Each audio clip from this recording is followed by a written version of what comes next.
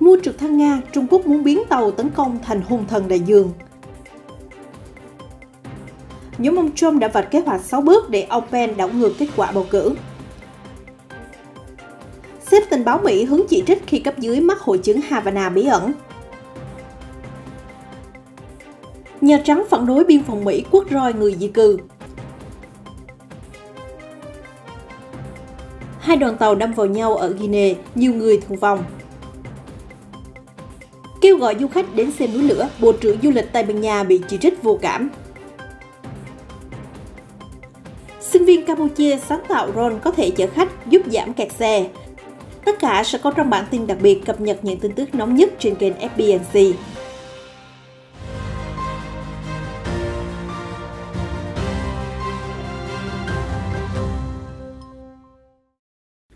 Trung Quốc đang cân nhắc mua thêm khoảng 30 trực thăng chiến đấu của Nga với tham vọng chấp thêm đôi cánh cho các tàu tấn công đổ bộ thế hệ mới, biến chúng thành những hung thần trên đại dương.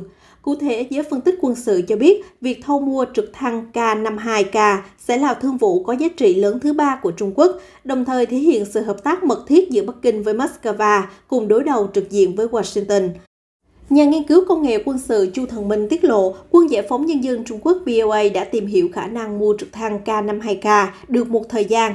Các tàu đổ bộ Tuyết 075 đòi hỏi một loại trực thăng chiến đấu hạng nặng. Hãng thông tấn Nga Avioro hôm thứ Năm tuần trước đưa tin, BOA rất quan tâm đến loại trực thăng uy lực của xứ sở Bạch Dương và một đại diện Trung Quốc đã đến thăm xưởng sản xuất ở vùng Viễn Đông nước Nga. Có thể Hải quân BOA sẽ mua tới 36 trực thăng K-52K. Trực thăng nói trên còn gọi là cá mập đen do hãng Kamov phát triển cho Hải quân Nga. Chúng được thiết kế đặc biệt để chống nước biển ăn mòn và có trọng lượng cất cánh vào khoảng 12,2 tấn, tăng 1,4 tấn so với thiết kế ban đầu.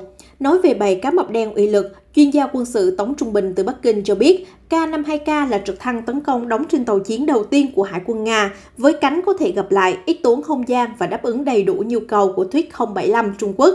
Ngoài ra, chúng là loại trực thăng hạng nặng duy nhất trên thế giới được trang bị ghế phóng, giúp phi công có cơ may thoát ra ngoài trong tình huống nguy cấp. Nếu hai bên thỏa thuận thành công, điều đó sẽ khích lệ sự hợp tác mạnh mẽ hơn nữa giữa nền công nghiệp quốc phòng Nga-Trung trong tương lai. Bắc Kinh vừa hạ thủy tàu Tuyết 075 LHD thứ 3 vào tháng 1 năm nay, kỳ vọng có thể sử dụng các loại tấn công đổ bộ giống như tàu sân bay mini. Chúng đóng vai trò quan trọng để tấn công chiếm đảo cũng như bảo vệ cái gọi là lợi ích hàng hải mà Bắc Kinh tuyên bố bất chấp luật lệ, đặc biệt là trên Biển Đông. Thế nhưng điểm yếu mấu chốt của Tuyết 075 là ngành công nghiệp sản xuất máy bay Trung Quốc vẫn chưa chế tạo được trực thăng vũ trang hạng nặng có thể đáp ứng nhu cầu của Tuyết 075, theo một nguồn tin thân cận với BOA cho hay. Vì vậy, thương vụ mua K-52K sẽ là nước cờ chiến lược giúp Nga-Trung đôi bên cùng có lợi. Moscow có thêm tiền để phát triển vũ khí, còn Bắc Kinh có thêm thời gian để hoàn thiện ngành sản xuất khí tài nội địa. Nhà Trắng hôm 20 tháng 9 bày tỏ lo ngại sau khi xuất hiện video lực lượng biên phòng Mỹ ngồi trên lưng ngựa, dùng roi quất vào người nhập cư Haiti ở biên giới miền Nam giáp với Mexico. Thư ký báo chí Nhà Trắng Jen Psaki cho biết, tôi đã xem vài video như vậy, tôi không hiểu rõ về tình huống cụ thể, nhưng hành động đó là không phù hợp. Trong số 12.000 người sống và vật dưới gầm cầu Del Rio, hàng trăm người Haiti đã chọn quay lại biên giới Mexico, lo ngại nếu còn ở lại Texas, họ sẽ bị sớm trục xuất về nước trong vài ngày tới. Trong khi đó, giới chức Mỹ đang tăng cường giải tán người di cư. Chuyến bay trục xuất đầu tiên đã đáp xuống sân bay của thủ đô Haiti vào hôm Chủ nhật và có thêm 3 chuyến bay như vậy vào hôm 20 tháng 9. Những ngày qua, hình ảnh người Haiti bồng bế nhau lội qua sông, vật vã chịu đựng cái nóng hơn 38 độ C, đói khát và tuyệt vọng, với mong muốn duy nhất là chạy trốn bạo lực, chạy trốn đói nghèo cùng cực do bão lũ, động đất, bất ổn chính trị tạo nên. Tất cả đã làm dậy sóng mặt báo quốc tế.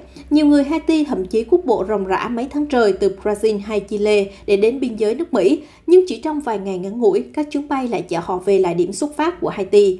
Và như vậy, vòng luẩn quẩn nghèo đói vẫn bủa vây, đặt ra bài toán khó về nhân đạo cho Haiti, Hoa Kỳ và cả châu lục nói chung. Trong quyển sách Peril, hiểm họa sắp phát hành vào hôm nay ở Mỹ, một thông tin đáng chú ý được đài CNN trích đăng. Đó là sau khi thất bại trong cuộc bầu cử hồi đầu năm, luật sư bảo thủ Sean Edman của cựu Tổng thống Donald Trump đã vạch ra kế hoạch 6 bước dài 2 trang giấy nhằm thuyết phục cựu Phó Tổng thống Mike Pence đảo ngược kết quả bầu cử vào ngày 6 tháng 1. Theo CNN, nỗ lực tìm kiếm sự trợ giúp của ông Pence chỉ là một trong những hàng loạt động thái hậu trường mà nhóm ông Trump đã thực hiện để giành lại chiến thắng từ tay đối thủ Joe Biden. Theo quyển sách hiểm họa, luật sư Edman đã gửi bản kế hoạch cho Thượng nghị sĩ Cộng hòa Miley, bang Utah.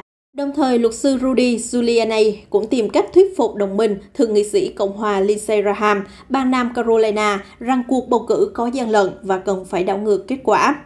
Tuy nhiên, những cố gắng của hai vị luật sư đã bị dội gáo nước lạnh. Thượng nghị sĩ Lee đã đáp trả luật sư Edman rằng ông đi mà gửi bản đề xuất lên nữ hoàng Elizabeth, Quốc hội không thể làm việc này, ông chỉ đang lãng phí thời gian. CNN đã xem qua bản đề xuất của luật sư Edman, trong đó gồm kế hoạch 6 bước để ông Pence đảo ngược kết quả bầu cử, bao gồm không chấp nhận kết quả bầu cử ở 7 bang chiến trường. Nhưng trên thực tế, không có tiểu bang nào chấp nhận đài cử tri thay thế hay thay đổi kết quả bầu cử theo hướng có lợi cho cựu Tổng thống Trump. Giám đốc Bill Burns của cơ quan tình báo trung ương Mỹ CIA đến Ấn Độ vào đầu tháng này. Cấp dưới của ông được cho là mắc hội chứng Havana bí ẩn, sau đó được hỗ trợ y tế khẩn cấp. Sự cố đã gióng lên hồi chuông cảnh tỉnh đối với chính phủ Mỹ. Bản thân giám đốc Bill Burns cũng hứng chịu cơn thịnh nộ của nhiều quan chức. CNN dẫn một số nguồn tin nội bộ cho biết, vụ việc Havana mới đây là lời nhắn gửi trực tiếp đến ông Burns rằng không ai an toàn, ngay cả các nhân viên thân cận của sếp tình báo hàng đầu nước Mỹ. Hiện tại, CIA và Văn phòng Tình báo Quốc gia Mỹ đã tiến hành điều tra diện rộng về những vụ tấn công bí ẩn, có lẽ đã kéo dài liên tục 100 ngày vào đầu mùa hè. Báo cáo điều tra có thể được đưa ra vào cuối năm nay, nhưng ít khả năng công bố cho công chúng. Tình huống tấn công Havana mới đây ở Ấn Độ còn dẫn tới nhiều suy luận lạnh sống lưng. Phải chăng lịch trình dày đặc và kín đáo của sếp tình báo Mỹ đã bị rò rỉ cho các nhóm thủ phạm khi chúng thực hiện vụ tấn công gần như hoàn hảo? Các biểu hiện của hội chứng Havana khá đa dạng, bao gồm chấn động não, nghe thấy âm thanh lạ hoặc có cảm giác nôn nao khó diễn tả. Hồi tháng 12 năm ngoái, Viện Khoa học Quốc gia Mỹ đã gửi báo cáo cho Bộ Ngoại giao, cho rằng nguyên nhân gây ra hội chứng Havana có thể là năng lượng tần số vô tuyến xung định hướng. Giới tình báo Mỹ từng đặt giả thiết Nga-Trung đứng đằng sau các vụ tấn công, nhưng không có kết luận hay bằng chứng cụ thể. Số người tử vong do Covid-19 ở Mỹ đã cao hơn con số tử vong do đại dịch cúm Tây Ban Nha năm 1918-1919, ước tính vào khoảng 675.000 nạn nhân. Dân số Hoa Kỳ cách đây một thế kỷ chỉ bằng 1/3 mức hiện tại, nghĩa là cúm Tây Ban Nha đã gây ra khủng hoảng tàn tốc nghiêm trọng hơn. Nhưng dù sao, các nhà sử học vẫn đánh giá đại dịch Covid-19 là một bi kịch thảm hại nhất nước Mỹ, bởi vì ngay cả có tiến bộ khoa học vẫn có hàng trăm ngàn người qua đời, còn đất nước không thể tận dụng hết hiệu quả của vaccine. Theo hãng tin AP dẫn lời chuyên gia nhận định, giống như cúm Tây Ban Nha, Covid-19 có lẽ sẽ trở thành một bệnh truyền nhiễm thông thường như cúm mùa sau khi đạt được miễn dịch cộng đồng và tiêm phòng nhắc lại từng năm. Tuy nhiên, trong kịch bản tươi sáng nhất, việc đó vẫn cần phải có thời gian diễn ra, còn bây giờ nước Mỹ và phần còn lại của thế giới đang phải cắn răng chịu đựng.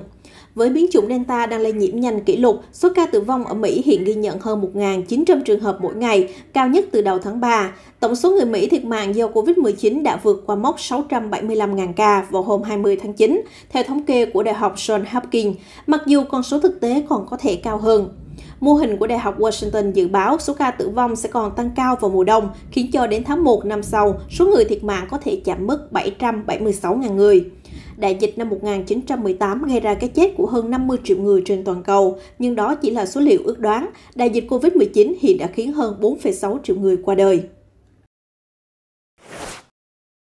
Ukraine bắt đầu tập trận chung với Mỹ và các thành viên khác của NATO từ hôm thứ Hai ngày 20 tháng 9, ngay sau khi Liên quân Nga và Belarus cùng vừa diễn tập vô cùng rầm rộ để cảnh báo phương Tây. Trong cuộc diễn tập Rapid Trident đang diễn ra, người phát ngôn Bộ Quốc phòng Ukraine cho biết nước này huy động 4.000 binh sĩ. Ngoài ra, số lượng binh sĩ nước ngoài là 2.000 người. Quân đội Mỹ đã tuyên bố cuộc tập trận bao gồm một lữ đoàn tấn công thuộc vệ binh quốc gia Washington. Họ đã tập kết đến Ukraine từ tháng 4 để tham gia các nội dung huấn luyện đa quốc gia, còn cuộc tập trận hiện giờ sẽ có sự tham gia của 12 nước đối tác và đồng minh của Washington. Cùng lúc đó, hôm thứ Hai ngày 20 tháng 9, Nga cũng điều 20 tàu chiến diễn tập quy mô lớn trên Biển Đen. Ukraine xem cuộc tập trận sắp tới với các đối tác phương Tây là một bước quan trọng trên con đường gia nhập NATO, tin tưởng rằng khối liên minh quân sự này có thể giúp Kiev phòng thủ hiệu quả hơn khi Nga phát động đòn tấn công. Mối quan hệ giữa Ukraine và Nga đã chạm đáy từ năm 2014 khi Moscow sáp nhập bán đảo Crimea và hậu thuẫn cho phe nổi dậy ở vùng Donbass. Cuộc xung đột kéo dài 7 năm qua ở miền đông Ukraine đã khiến hơn 13.000 người thiệt mạng. 3 người thiệt mạng khi vượt biên từ Belarus sang Ba Lan và người thứ tư qua đời ở phía biên giới Belarus, theo giới chức Ba Lan cho biết vào hôm 20 tháng 9. Vụ việc này cho thấy căng thẳng nhập cư càng trở nên cao trào ở hai quốc gia hàng xóm châu Âu. Thủ tướng Ba Lan cho biết trong cuộc họp báo ở thủ đô rằng ít nhất 2 đến 3 người chết khi vượt biên đến Ba Lan vì bị hạ thân nhiệt hoặc kiệt sức. Thủ tướng nói thêm, gần 4.000 người đã nỗ lực vượt biên trái phép đến Ba Lan trong tháng 9. Tháng 8 cũng ghi nhận hơn 3.000 trường hợp. Ba Lan đổ lỗi cho Belarus cố tình thúc đẩy người di cư nhập cảnh trái phép như một động thái chính trị để trả đũa Liên minh châu Âu EU do bị khối này trừng phạt. Để bảo vệ biên giới, Ba Lan sẽ dựng nên hàng rào thép gai và ban bố tình trạng khẩn cấp 30 ngày đối với khu vực rộng 3 km dọc theo biên giới hai nước. Ngoài ra, Bộ Nội vụ Ba Lan đã huy động thêm 500 binh sĩ đến canh gác vùng biên giới. Một sự việc chấn động khác ở vùng biên giới là một phụ nữ mang thai đã vượt biên cùng với 13 trẻ em không có quan hệ họ hàng. Một vài đứa trẻ nhiễm COVID-19 đã được điều trị tại bệnh viện. Hai tàu hỏa chở hàng đối đầu nhau ở thủ đô Conakry của Guinea vào hôm 20 tháng 9, khiến ít nhất một người thiệt mạng và nhiều người khác bị thương. Cư dân địa phương Timo cho biết, chúng tôi đều chạy tán loạn, chúng tôi ra ngoài để xem có chuyện gì xảy ra và thấy hai đoàn tàu đâm vào nhau. Lát sau, chúng tôi nghe tin có một người tử vong. Các toa tàu đều thuộc quyền vận hành của hãng khai thác nhôm khổng lồ Rusal của Nga. Đây là nhà sản xuất nhôm lớn thứ 3 thế giới đang điều hành 3 mỏ bauxit ở Guinea và cũng thiết lập một nhà máy luyện nhôm tại đất nước Tây Phi này. Các mỏ của Guinea vốn cung cấp 42% nguyên liệu thô cho tập đoàn Rusal. Tập đoàn cho biết đang điều tra nguyên nhân tai nạn và tích cực hỗ trợ các cơ quan chức năng của Guinea. Hoạt động vận chuyển hàng hóa sẽ nối lại ngay sau khi đường ray hoàn tất sửa chữa. Hình ảnh trên mạng xã hội cho thấy một số toa tàu bị lật đã nằm đè lên nhau, phía sau là những cột khói màu xám bốc lên nghi ngút. Lính cứu hỏa đã nhanh chóng có mặt tại hiện trường. Tập đoàn Nga đã hiện diện vững chắc ở Guinea từ thời Liên Xô. Họ cho biết vẫn duy trì các hoạt động khai thác, kinh doanh bất chấp vụ chính biến lật đổ tổng thống lâu năm Alpha Condé vào hôm 5 tháng 9 vừa qua. Quần đảo Canary hiện an toàn cho người dân và các du khách, còn núi lửa phun trào cung cấp cảnh tượng ngoạn mục giống như màn trình diễn hoành tráng. Đó là tuyên bố gây tranh cãi của Bộ trưởng Du lịch Tây Ban Nha Reyes Maroto đưa ra vào hôm thứ Hai, vài giờ sau khi 5.500 người, bao gồm hàng trăm du khách phải sơ tán do dung nham cuồn cuộn chảy về tàn phá nhà cửa. Núi lửa trên đảo La Palma đã thức giấc vào hôm Chủ nhật sau 50 năm ngủ yên, thải ra cuộc dung nham cao hàng trăm mét trên bầu trời. Đất đá nóng chảy màu cam rực cũng tràn xuống sườn núi, thiêu rụi nhiều ngôi nhà trên đường đi tiến ra Đại Tây Dương. Dù vậy, nữ Bộ trưởng Du lịch Tây Ban Nha vẫn phát biểu trên đài phát thanh, hòn đảo này mở cửa, không có biện pháp hạn chế nào cả. Ngược lại, chúng tôi truyền đạt thông tin đến du khách để họ biết rằng hòn đảo đang diễn ra sự kiện thiên nhiên bất thường, hãy đến chiêm ngưỡng. Phát ngôn của nữ bộ trưởng gây tranh cãi dữ dội trên chính trường vì có hàng trăm người dân đã vội vàng sơ tán. Tất cả tài sản của họ đã bị ngọn lửa đốt thành tro bụi.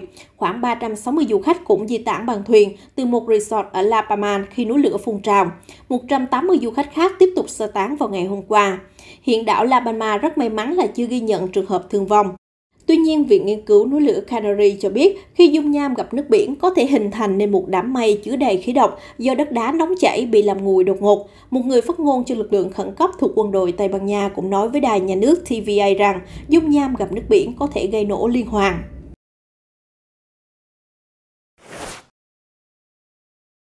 Với mong muốn giải quyết vấn nạn kẹt xe khét tiếng của thủ đô Phnom Penh, một nhóm sinh viên thuộc Viện Bách khoa Quốc gia Campuchia NBAC đã sáng tạo nguyên mẫu drone để chở người di chuyển trên không trung, giúp tránh ùn ứ giao thông đường bộ. Ngoài ra, drone còn có thể hỗ trợ dập tắt cháy rừng.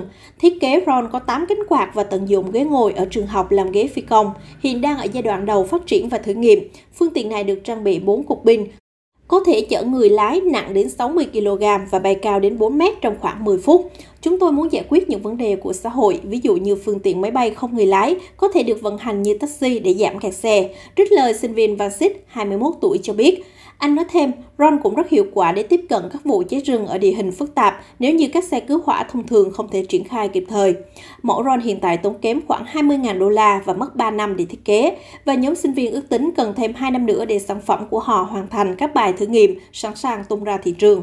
Viện NBAC cho biết nhà trường đang cố gắng thu hút các khoản đầu tư cho dự án đầy sáng tạo này. Tuy nhiên, dịch Covid-19 đang làm cản trở việc phát triển và thử nghiệm.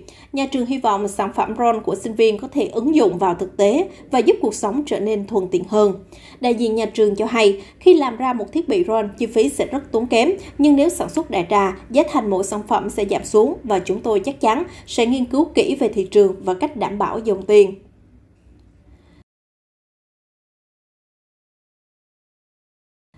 Tin tức vừa rồi đã kết thúc bản tin nóng ngày hôm nay. Chúng tôi sẽ cập nhật những sự kiện quốc tế mới nhất trong bản tin nóng phát sóng vào 15 giờ 30 phút hàng ngày trên kênh FBNC. Mời quý vị quan tâm đón theo dõi.